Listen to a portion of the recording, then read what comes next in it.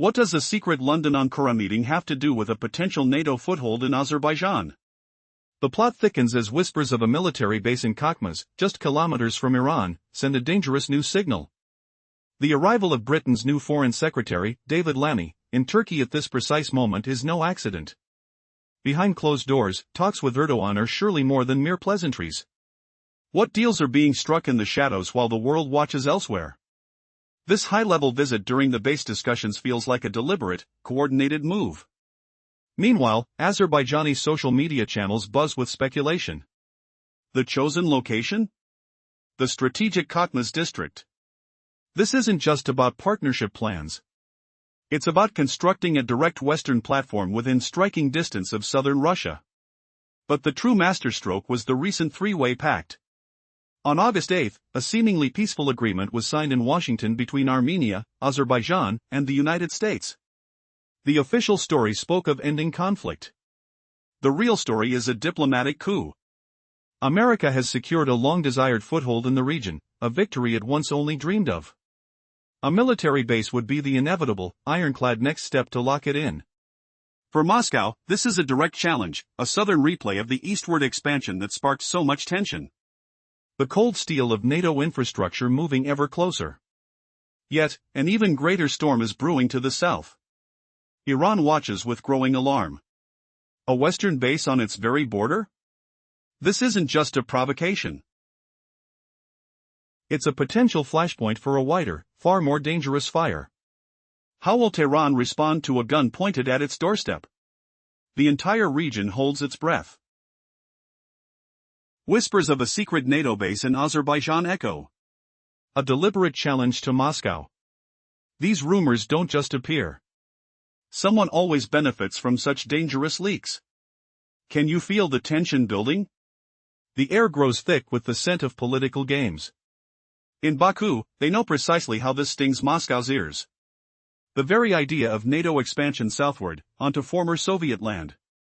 Yet they push this narrative. A clear warning. A signal that Azerbaijan could pivot completely to the west in Turkey. Should ties with Russia truly shatter? Remember 2020? The Karabakh War's bitter smoke. Turkey's direct military involvement. Back then, President Aliyev himself had to deny it. He swore no foreign bases would ever stay in their soil. Even Erdogan echoed this, claiming no need. But such loud denials, they rarely soothe. They often just hide the truth behind a convenient smokescreen. Now, the picture is far murkier. One moment, Baku pledges alliance to Moscow in international halls. The next, their media pulses with a different beat. Articles hum with claims of Russia's fading power. That new times demand new alliances. In July, a journalist, Kalibres Samir Vlayev, wrote that a NATO base could be a bastion of pragmatism. A tool to counter Russia's dying influence. These words are not random. They pulse with the ambition of elites, desperate to join Western projects. To secure their own power while relations with Moscow strain. And in the shadows, a British official arrives in Ankara. Closed-door talks with Erdogan. Coincidence, or calculated move? The plot spins into something far darker. What are they truly negotiating behind those sealed doors? Azerbaijan's rhetoric is transforming, reflecting a bold moment in its foreign policy. Amidst a tightening grasp of power dynamics, President Aliyev declared, the country will never tolerate aggression or disrespect, placing Azerbaijan firmly in a posture of victimhood. This proclamation wasn't just rhetoric, it echoed through the halls of diplomacy like thunder, warning Moscow and capturing the attention of the West. Aliyev's words seem calculated, framed to suggest that any perceived aggression could be met with powerful resistance. In an alarming twist, he cited alleged cases of Azerbaijanis facing mistreatment in Russia, twisting narratives to illustrate the supposed oppression of his people. While these tragic incidents involved natural causes, heart conditions, in reality, they were transformed in his speech into haunting symbols of national distress. Is this a call to action designed to rally his citizens, or a clever maneuver to garner sympathy on the international stage? Aliyev's vision of a united diaspora presents a complex web of political strategy. He aims for millions of Azerbaijanis living in Russia to feel an unwavering loyalty to Baku, almost as if living in a state within a state.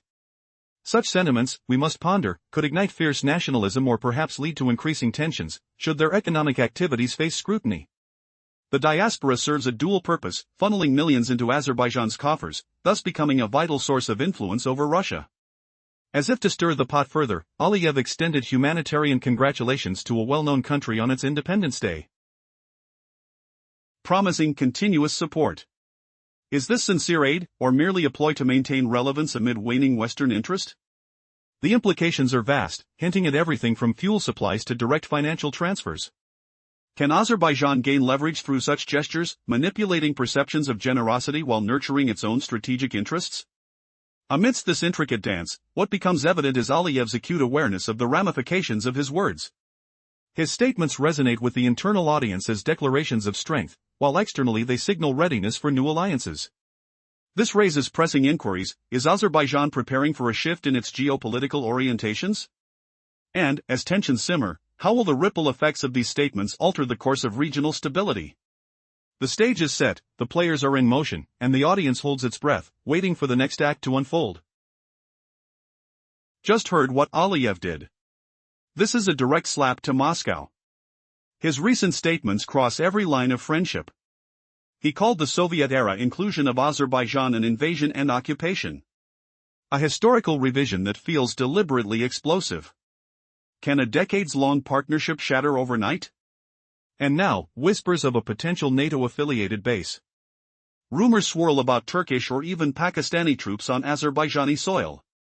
Just dozens of kilometers from the Iranian border.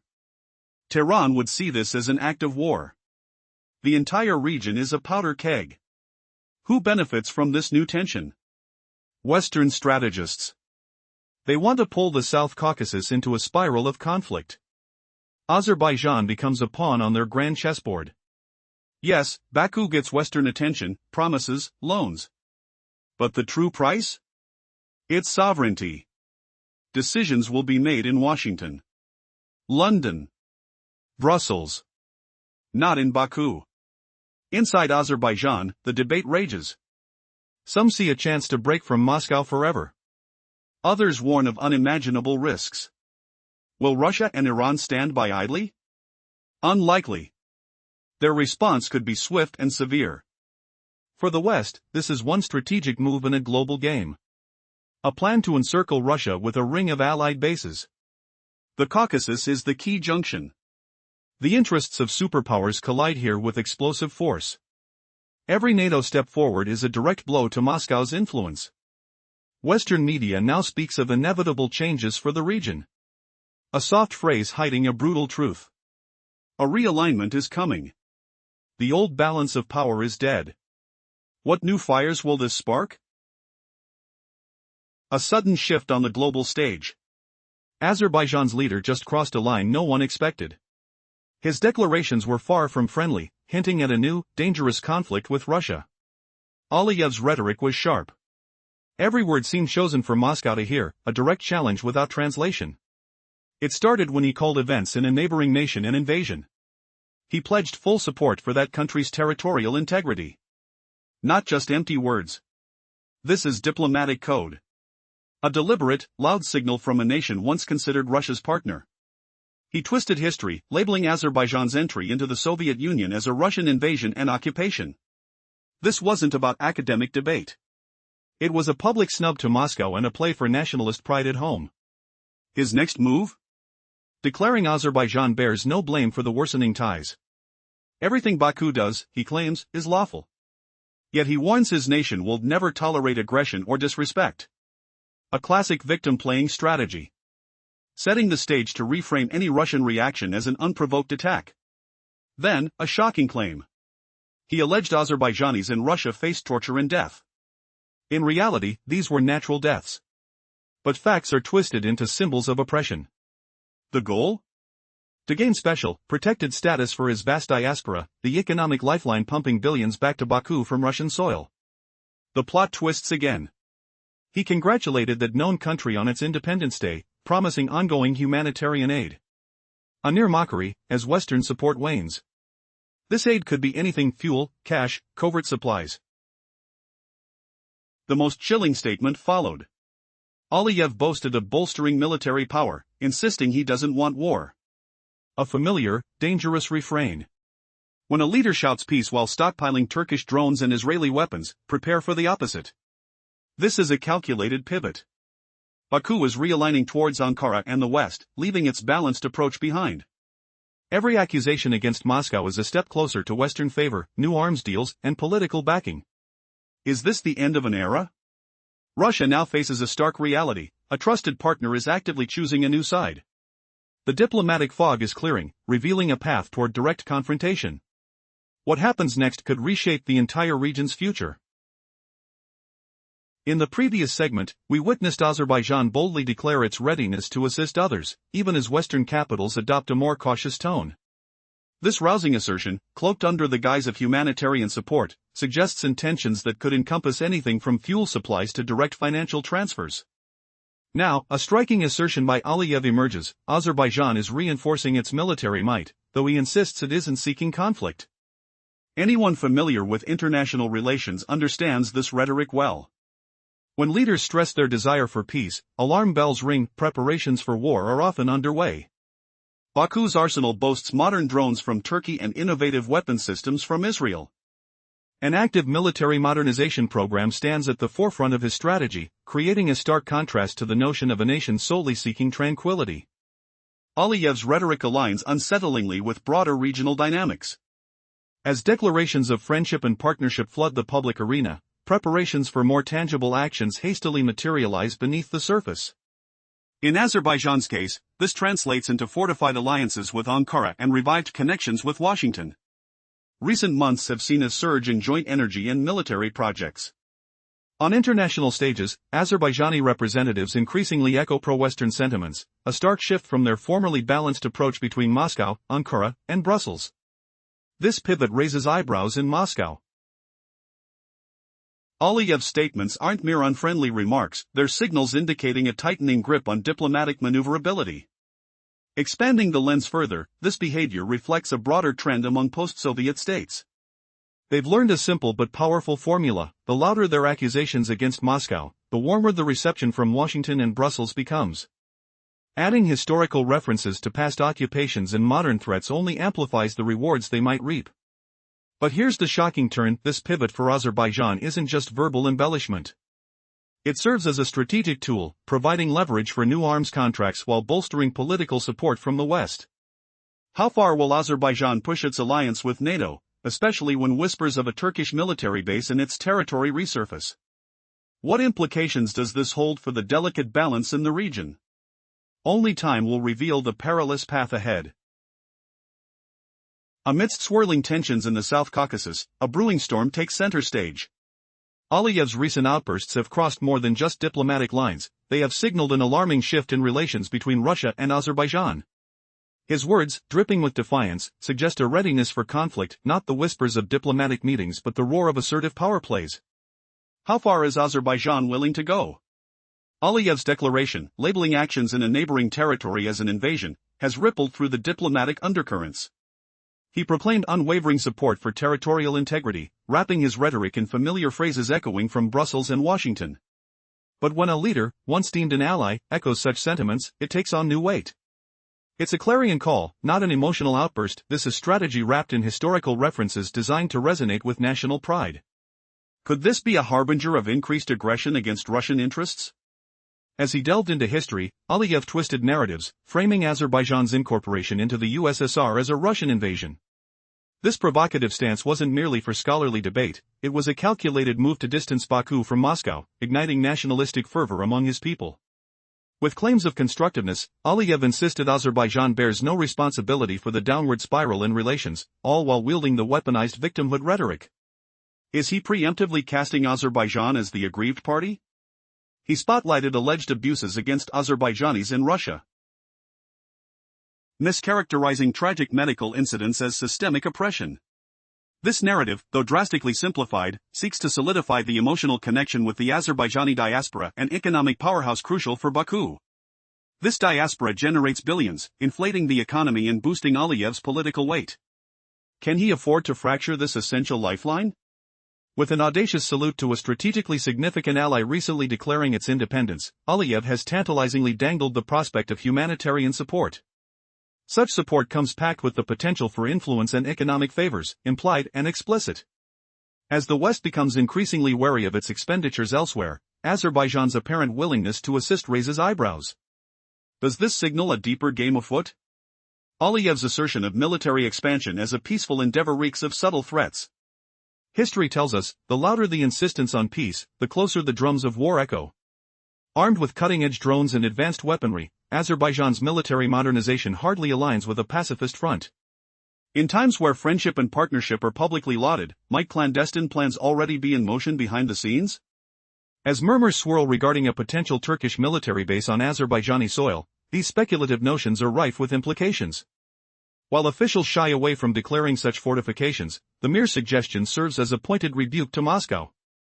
What would a Turkish base mean for Russia's already precarious grip on the region? This isn't simply posturing, it's a bold statement aimed directly at the heart of Russian influence. Meanwhile, speculation around NATO's incursions rattles the nerve of the Kremlin. The discussions surrounding increased Turkish presence form the backdrop to shifting allegiances, underlining the intricacies of geopolitical chess. As Turkey aggressively positions itself, might it finally signify the end of an era for Russian predominance in the Caucasus? Can Russia afford to lose another foothold? Aliyev's rhetoric and the ensuing developments point toward a recalibration of alliances in the region. America, weighing options, keeps a wary eye on the unfolding dynamics, while Europe may grapple with the implications of a strong Turkey. But as allegiances are reassessed, would it benefit any party to see Azerbaijan firmly in Ankara's orbit instead of retaining rafts for political maneuvering? In this high-stakes game, each ripple creates a wave, shaking the foundational relationships among these nations. As the actors continue their performance, what shocking revelations await? Will Azerbaijan emerge as a pivotal player, and what will Russia's next move be as its influence wanes further? The stage is set, but who will take center stage next? What if the fragile alliance between Russia and Azerbaijan is on the brink of a new conflict? Just recently, Azerbaijani President Ilham Aliyev crossed a line, making statements that send shockwaves through diplomatic channels. His words, heavy with implications, suggest that tensions are rising and the battleground is shifting from negotiation tables to a more visceral confrontation.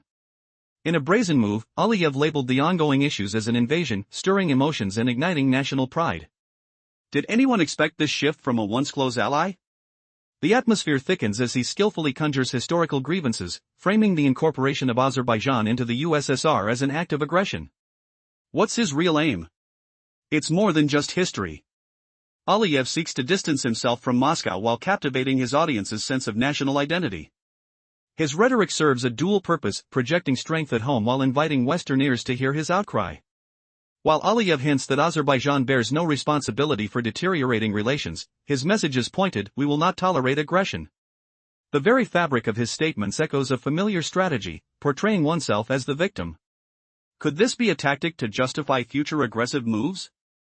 His remarks extend to the treatment of Azerbaijanis in Russia, invoking imagery of oppression, despite the facts suggesting otherwise. Here lies a calculated effort to rally support for his diaspora, ensuring that millions of Azerbaijanis in Russia feel backed by their homeland. But what's driving this unusual show of territoriality? The financial lifelines into Azerbaijan from its burgeoning diaspora fuel a pressing need for diplomatic leverage. As millions of dollars flow from undocumented channels, maintaining this economic stronghold becomes imperative for Aliyev. Caught up in the mix, Aliyev congratulated a prominent country on its Independence Day, promising humanitarian assistance. Is this a calculated ploy or genuine support? Just as the West begins to reassess its engagement, Azerbaijan boldly claims its readiness to assist, but such a declaration isn't merely altruistic, it's strategically loaded. Similarly, a curious note emerges from Aliyev's declarations of military enhancements. While he professes a desire for peace, could it be mere posturing while preparing for conflict?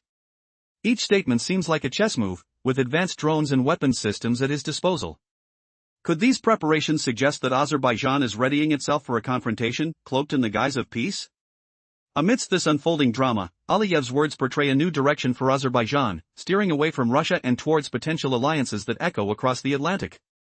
With bold proclamations about military alliances with Turkey and whispers about NATO's presence in Azerbaijan, the stakes are rising. The question lingers, is Azerbaijan more than just playing politics, and what will this striking change mean for the region's stability? The answers wait just beyond the horizon, where the clash of ambitions awaits. In the backdrop of grand speeches, the world buzzes with a stark truth. Azerbaijan flaunts its supposed independence, while the real power dynamics play out behind closed doors. The economy is swayed not by local hands, but by distant decision-makers, whispering strategies that sculpt the nation's future like clay. As national pride swells with each parade and anthem, a bitter irony seeps through. The louder the proclamations of sovereignty, the tighter the grip of external control. Is this truly national pride, or a facade masking dependence? Foreign corporations inch into the oil and gas sectors under the guise of progress, promising efficiency while silently siphoning local resources. The next day, it's telecommunications, then transport, each step leading to a starkly familiar road where local enterprises crumble under foreign might. Realite? An illusion supported by tales of European pathways and modernization that dull the senses to the creeping economic disarmament. While the elites relish their curated narrative, a narrative that celebrates Azerbaijan's role in global security, how much of that grandeur reflects a true sovereignty? Pride transforms into acceptance of servitude, with citizens convinced that serving others is a mark of greatness. But lurking beneath this constructed identity is a harsh reality. A nation rich in potential is willingly resigning its power. Can we truly call this state a leader when every decision is influenced from afar? As the populace revels in stories of historical significance and commitment to global cooperation, they overlook a vital fact. Azerbaijan stands on the precipice of becoming a mere actor, filling roles scripted by others. Is that what they aspire to? To be a statistic in someone else's success story, while the true potential of resources, culture, and geopolitical location remains shackled? A paradox emerges. This nation, equipped with the tools for authentic independence, chooses instead to play a supporting role.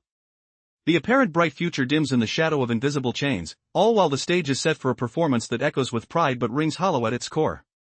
What happens when the curtain falls, and the lights dim on this grand theater of politics? Will the actors stand up and reclaim the narrative, or will they continue to dance to the tune of those who pull the strings? The clock is ticking, and the stakes are rising. The illusion of European stability shatters, replaced by blind loyalty to new masters. Citizens become pawns in a dangerous geopolitical game. A chilling new reality descends upon Baku. The old promises of social care and a secure future vanish, replaced by a single demand: total discipline. The nation must sacrifice its own for foreign interests. Can you smell the irony in the air? It reeks of a path already walked. Remember Georgia in 2008? Grand speeches about a new course: independence from Moscow, powerful allies. The result was a catastrophic adventure: lost lands, economic ruin. History offers a grim lesson for those who refuse to listen. Azerbaijan's leader seems determined to repeat these fatal errors. He whispers to his people that this time will be different. But any move against Russia will bring devastating consequences for Baku itself. The ground trembles with the approach of a familiar disaster. Now, the business community finds itself on the front lines. In this new world, politics and economics are fused together, a single weapon. As the country plunges deeper into confrontation, as it becomes a tool in others' games, the outcome becomes terrifyingly clear. Business will not be the government's partner, it will be its primary victim. Not by accident, but by cold, calculated design. The mechanism is brutally simple. Any independent enterprise that could fund sovereign voices, any venture championing national interests, will be crushed. They will be suffocated by taxes, buried under endless inspections, erased completely. The state bets everything on monopoly power, cleansing the field of any alternative.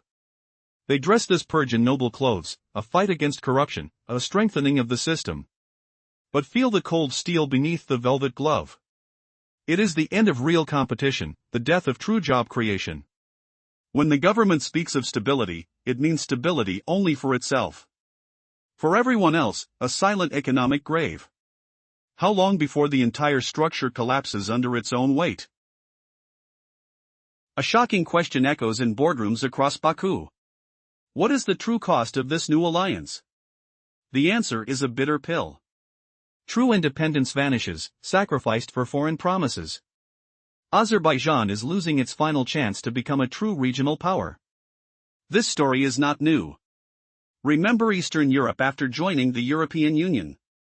Western giants devoured local markets, from agriculture to banking. The result? Total dependence on decisions made in Brussels and Washington. A complete erosion of the local entrepreneurial class. That same grim future now stares at Azerbaijan. But this is far more dangerous. It is not about joining a union. It is about becoming a pawn in someone else's geopolitical game. The ultimate irony? Loud speeches about freedom and choice mask a dark truth. The nation is rapidly transforming into a mere tool for foreign interests. There is no real sovereignty here. No authentic economic strength. Just a designated role. A frontline outpost, always at risk, always taking orders.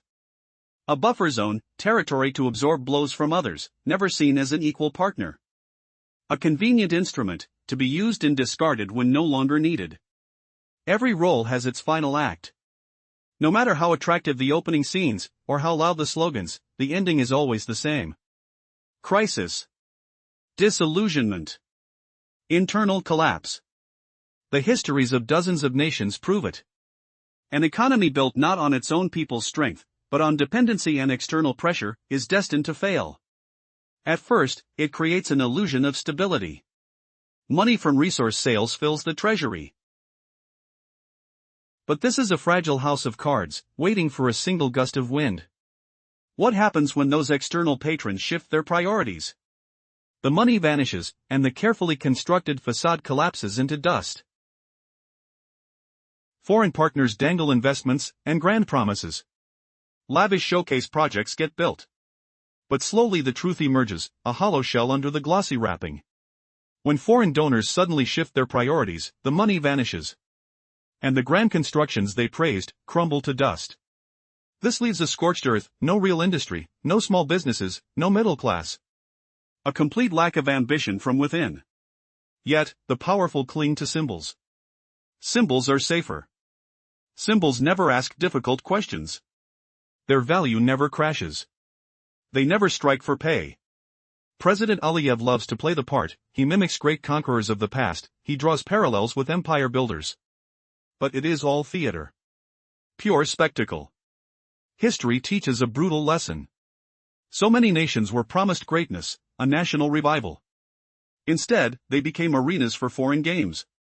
Leaders gave fiery speeches, they gestured to a historic destiny. Years later, those same countries lay in ruins. Crushed by debt, their economies shattered. A generation forced to flee, to find menial work abroad. The official story is a sick joke. It is completely detached from reality. People don't see greatness, they see their currency become worthless. They face empty job markets. An economy built solely to serve outside interests. A person goes to the market, they don't feel national pride, they feel the sting of rising prices. A student graduates from university, their historical mission is a one-way ticket to Turkey, to Russia, anywhere but home. An entrepreneur starts a business. They don't find support, they face endless inspections, and threats to hand over their company. And on television? Parades. Ceremonies. Empty slogans. A never-ending comparison to ancient glory. How long can a nation survive, when its foundation is built on such a devastating lie? The delicate web of geopolitics continues to tighten as whispers of tension between Azerbaijan and Russia fill the air. President Ilham Aliyev has crossed a line, making bold statements that hardly reflect a spirit of camaraderie. Instead, they signal an emerging conflict that could reshape alliances in the region. But what triggered this sudden shift?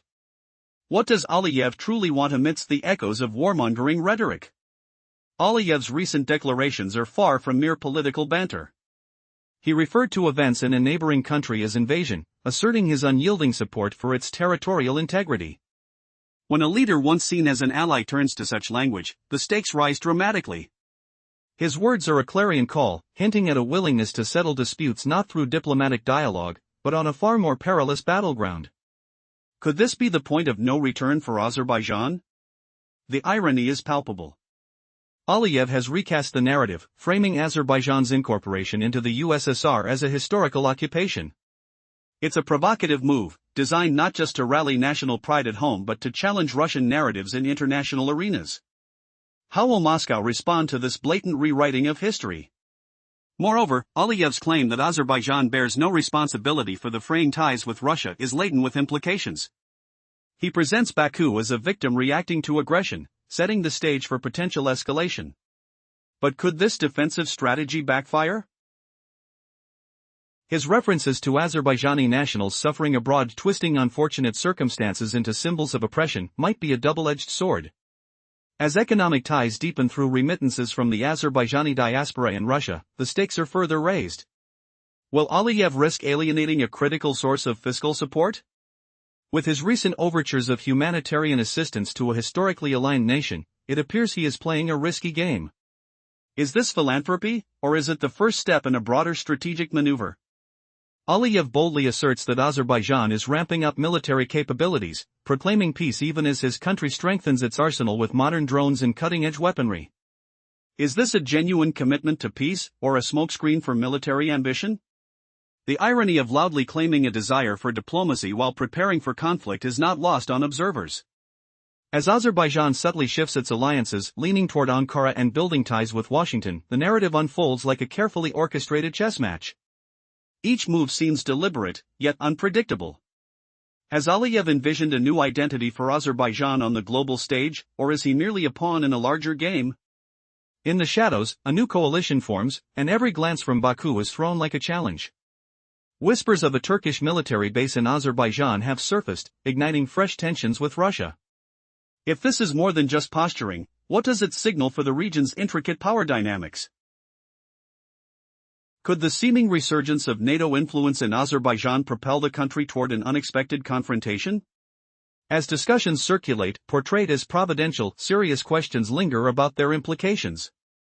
Are these mere rumors designed to provoke Moscow, or is there substance behind the veil? As tensions swirl, the chessboard is set, but there are moves yet to be made. The final pieces have yet to fall into place, and the stakes are higher than ever. With whispers of alliances and threats looming larger every day, will this playful game of geopolitics turn into an all-out war? The next moves promise to be as riveting as the first. Stay tuned. In the shadows of political maneuvering, the truth is often buried beneath layers of manipulation. Currently, Azerbaijan faces a precarious situation where the state places a heavy emphasis on maintaining a monopoly. This isn't just a strategic choice, it's a desperate attempt to eradicate any alternative narratives. While publicly framed as a crackdown on corruption and a push for transparency, the reality is much more sinister. The true independence and economic autonomy of the nation are fading away. As this oppressive tide rises, the vibrant pulse of the economy, driven by independent businesses, begins to falter. These businesses, once thriving, are now suffocated by a climate that favors only those who align with governmental interests. When officials call for stability, they refer only to their own power, leaving the everyday business operators at the mercy of whims and bureaucratic red tape.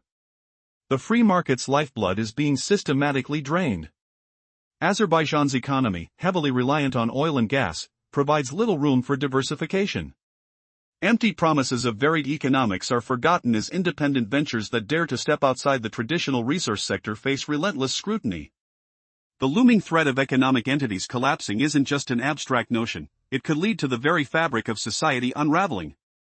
The small and medium businesses that are essential for job creation, social stability, and the marketplace's vibrancy are now caught in the crosshairs. As Azerbaijan grapples with military engagements and external influences,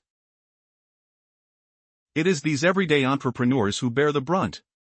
The longer the country is embroiled in conflict, the more precarious its economic landscape becomes. Ultimately, the unforgiving nature of economics will prevail, leaving behind a scenario where national businesses falter and foreign corporations step in, imposing their rules and draining local resources dry. As we peel back the layers of this intricate conflict, the stakes are monumental.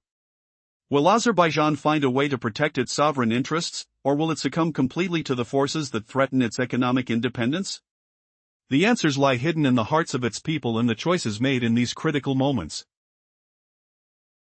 Amidst provocative declarations, Aliyev has crossed a line, his words echo in the diplomatic arena like a thunderclap, signaling a burgeoning rift. Azerbaijan is positioning itself not just as a voice in the region but as a serious player in a potentially explosive new conflict with Russia. Why did he choose this moment to escalate tensions? Aliyev's tone was a calculated display of defiance. He labeled the situation in a well-known country as an invasion, drawing stark historical parallels that most leaders would avoid at all costs. Instead of a diplomatic tête-à-tête, Aliyev hinted at a willingness to engage on a much harsher battlefield. Does this mean Azerbaijan is ready for a confrontation? His rhetoric didn't stop at mere posturing. He boldly called the incorporation of Azerbaijan into the Soviet Union a Russian invasion, as though understanding the implications would muffle the outrage in Moscow. What happens when a soft-spoken friend turns into an outspoken adversary? This isn't just bravado, it's a seismic shift that could reshape alliances in the region. Internal audiences are being rallied through potent symbols of national pride. With every phrase, Aliyev asserts Azerbaijan's agency. He distanced himself from any blame for troubled relations with Russia, reinforcing a narrative of victimhood. Is this just political theater or a genuine shift in Azerbaijani domestic sentiments? Lurking beneath these verbal volleys lies Azerbaijan's economic leverage. The diaspora in Russia channels billions back home. This is a strategic resource for Baku, grounding its newfound assertiveness. Could his aggressive stance be about solidifying power while tightening economic ties abroad? Aliyev's declaration of military enhancement, though cloaked in the denial of wanting war, suggests otherwise. A country that proclaims peace while bolstering its arsenal, is it readying for confrontation? Military drones from Turkey and arms from Israel are now part of his arsenal. Meanwhile, the spotlight illuminates the uneasy transition of Azerbaijan's narrative from a stabilizing force to a potential client state for NATO, steered by Turkey. As Turkey's foothold grows stronger, is Azerbaijan losing its sovereign narrative? Unfolding calculations hint at a larger game for global dominance. Is this the beginning of a geopolitical chess match where Azerbaijan is the pawn, or does it aspire to be the queen? With NATO possibly taking shape in the region and the echoes of military might reverberating, each step forward brings with it the weight of historical legacies and modern ambitions. As Azerbaijan flirts with NATO's embrace, the question looms even larger: what sacrifices will it entail, and who will ultimately pay the price? The fabric of regional stability hangs in the balance, woven into a pattern of statements, alliances, and the lurking shadows of conflict. In an unexpected twist, the leader of Azerbaijan, Aliyev, has crossed a line that may signal a new conflict on the horizon. His recent declarations were anything but friendly, revealing a shift in Azerbaijani rhetoric that echoes discontent with Russia. As tensions escalate, the question arises: what does Aliyev truly seek? Is it just diplomatic posturing, or could it lead to something more menacing? The air was thick with tension when Aliyev labeled recent events in a neighboring country as an invasion. He practically shouted his support for that country's territorial integrity, echoing phrases long repeated in the corridors of power. However, when a leader previously seen as an ally of Russia takes such a bold stance, the implications grow far more serious. His words carried weight, reverberating through diplomatic channels like a shot across the bow of Moscow. But Aliyev didn't stop there. He provocatively recast Azerbaijan's entrance into the Soviet sphere as a Russian invasion, an audacious move that stirs up historic grievances. Why invoke such a contentious narrative now? Is Aliyev trying to bridge the gap with his domestic audience by tapping into a wave of national pride, or is he aiming for something far more strategic? Then came his assertion that Azerbaijan bears no responsibility for the deteriorating relations with Russia, claiming all actions taken by Baku are legitimate and constructive. Yet, Aliyev's insistence that the nation will not tolerate aggression raises eyebrows. Is he maneuvering to position Azerbaijan as the victim, ready to deflect any backlash onto Russia? His speech also highlighted contentious incidents involving Azerbaijanis in Russia, calling them victims of torture and even death under suspicious circumstances. In reality, these were tragic cases of unrelated health issues, but in Aliyev's hands, they morph into a potent symbol of oppression. Does he seek to galvanize his compatriots by conjuring a narrative of injustice, framing his government as a protector of its people? Aliyev's narrative flows seamlessly into economic motivations. The Azerbaijani diaspora in Russia serves as a veritable cash pump, transferring billions back home. Strengthening his claims to defend the diaspora's rights could solidify his political capital. But how long can these financial lifelines sustain a political narrative? As if to underscore his intentions, Aliyev reached out to a certain nation on its Independence Day, promising humanitarian support. The audacity! In a time where even major Western capitals are tightening their belts, Baku publicly embraces the role of benefactor. What kind of support could this entail, military supplies or financial aid? The ambiguity is intentional. However, the most chilling part of Aliyev's rhetoric was his declaration of military enhancement. This is a clarion call. He insists he seeks peace, yet, behind the curtain, arms are being gathered and alliances drawn. Is Azerbaijan really preparing for conflict under the guise of deterrence? As Aliyev moves deftly on the geopolitical chessboard, the message to Moscow is loud and clear. Azerbaijan is redefining its allegiances, reaching out towards new partnerships. Why is this shift happening now? What future lies ahead for a country that once prided itself on a balanced approach? In an undercurrent of speculation, whispers of a Turkish military base on Azerbaijani soil emerge. Although officially unconfirmed, the mere suggestion acts as a gauntlet thrown at Russia's feet. Are these more than idle rumors? What could be the implications of such a presence in the region, especially considering the sensitive relations between NATO, Turkey, and Russia? Today, the Azerbaijan narrative twists further, becoming more intricate. The country's media seem to echo a sentiment far removed from its historical allegiance with Moscow, hinting instead at a possible NATO base. Why the sudden shift in public opinion? What are the vested interests behind this growing inclination towards Western alignment? With Russia grappling to understand the shifting allegiance of its neighbor, it's clear the old dynamics of cooperation are rapidly being rewritten. Aliyev stands resolute, but at what cost? As the noises of drums of war grow closer, one must wonder, can diplomacy still save the day, or has the stage been set for a confrontation? The game of alliances has begun, and the stakes have never been higher. The grand parades and patriotic slogans on television screens, they paint a picture of a nation marching toward glory. But what is the real cost of this performance for the ordinary citizen? Behind the banners and fireworks, a disturbing transformation is taking place. The national economy is no longer an engine for domestic growth. It is being reshaped, repurposed, into a mere service tool for foreign powers. We see endless celebrations of a great power role, a historic mission. But this is just a carefully veiled subordination, dressed up as a privilege. The bitter irony is almost palpable. A people who truly deserve sovereignty, who deserve to be masters of their own land, are being systematically reduced to mere supporting actors on a global stage.